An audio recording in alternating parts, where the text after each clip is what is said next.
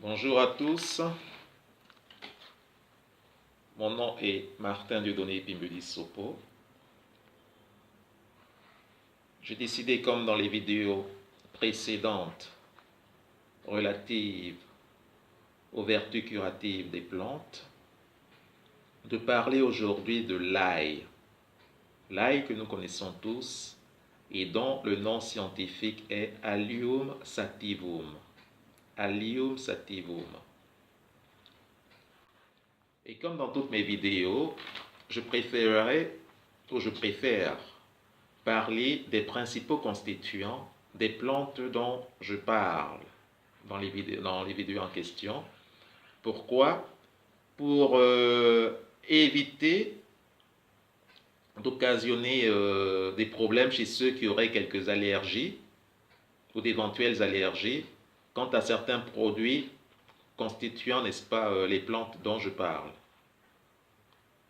C'est pour cette raison précise que je tiens à lire textuellement ce qui est écrit, parlant des composants ou alors des constituants, n'est-ce pas, des plantes en question. Et c'est ce que je vais devoir donc faire avec l'ail. Mais avant de parler donc des principaux constituants et des propriétés thérapeutiques de l'ail, il faudrait savoir, comme beaucoup le savent déjà, que l'ail permet de lutter contre l'hypertension en faisant baisser la tension. Il permet également de stimuler la circulation sanguine en la fluidifiant.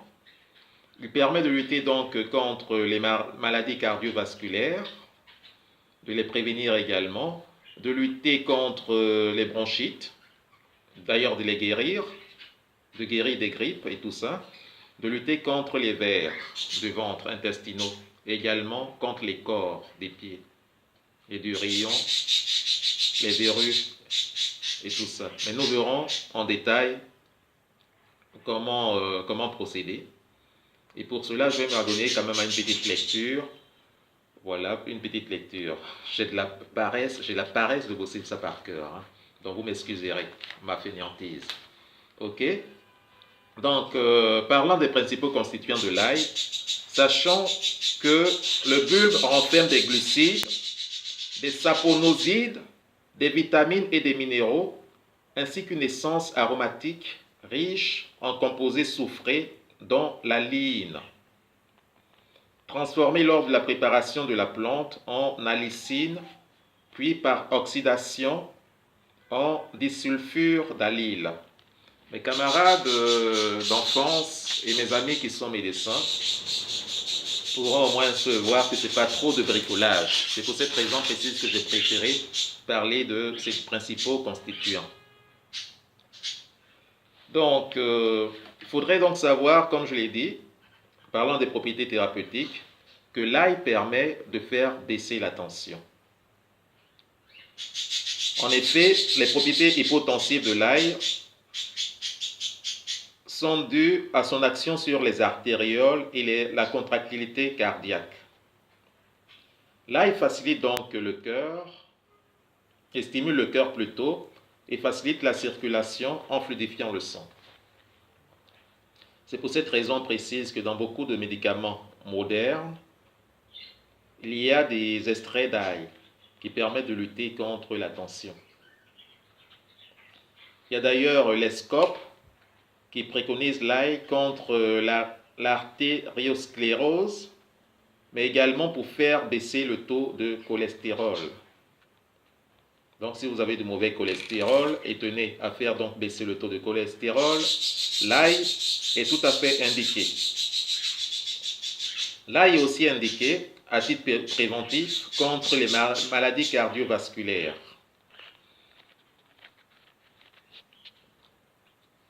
Nous savons aussi que l'ail a des propriétés antiseptiques, bactéricides et expectorantes. C'est ce qui lui permet de lutter donc contre les bronchites et tout. Donc surtout de guérir les bronchites, les grippes et autres infections respiratoires saisonnières. Et la lysine qui est contenue dans l'ail a une action antibiotique avérée. Donc c'est un véritable antibiotique également l'ail. C'est vrai qu'il y a des personnes qui ne supportent pas du tout l'ail. Moi, lorsque j'avale de l'ail cru, j'ai de sérieux problèmes. Mais néanmoins, il m'arrive parfois de trouver des manières de l'avaler, aisément surtout. Donc sachez que l'ail permet également de lutter contre les diarrhées. Il tend à réduire la glycémie. Il y a des études chinoises qui ont montré que le taux de cancer pouvait être nettement diminué au sein d'une population qui consomme de l'ail en grande quantité, notamment 20 grammes par jour. Il semblerait que ce soit l'un des composants de l'ail, notamment le disulfure d'allyle, qui inhiberait, n'est-ce pas, que ce soit ce composant qui inhiberait la formation des cellules cancéreuses. Donc voilà ce que je peux vous dire à propos donc des propriétés thérapeutiques de l'ail. Maintenant, comment utiliser l'ail? On peut l'utiliser, donc nous parlerons ici de l'utilisation d'abord interne, puis de l'utilisation externe. Parlons de l'utilisation donc externe, interne plutôt. Nous savons tous que nous mangeons de l'ail, soit cru, soit cuit. Mais nous pouvons également faire des décoctions d'ail. Pour cela, il faudrait 2 ou 3 gousses d'ail écrasées qu'on ferait bouillir dans un verre d'eau ou de lait. Pour le boire, quoi, pour en boire.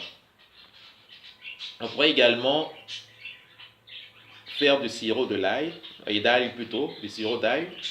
Et pour cela, il faudrait faire bouillir 50 g d'ail dans un verre d'eau. Il faudrait filtrer, ajouter 50 g de sucre et prendre 2 ou 3 cuillerées à soupe par jour.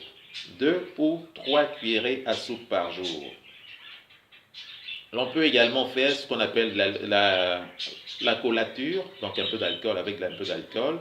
Donc pour cela, il faudrait écraser 500 g d'ail, en extraire le jus, donc reprendre le jus, retirer le jus, ajouter à ce jus la même quantité d'alcool à 40% de volume, prendre une cuillerée à café 2 ou 3 fois par jour pendant 10 jours par mois, uniquement pendant 10 jours par mois. Là, il s'agissait là de l'utilisation interne de l'ail. Maintenant, passons à l'utilisation externe de l'ail.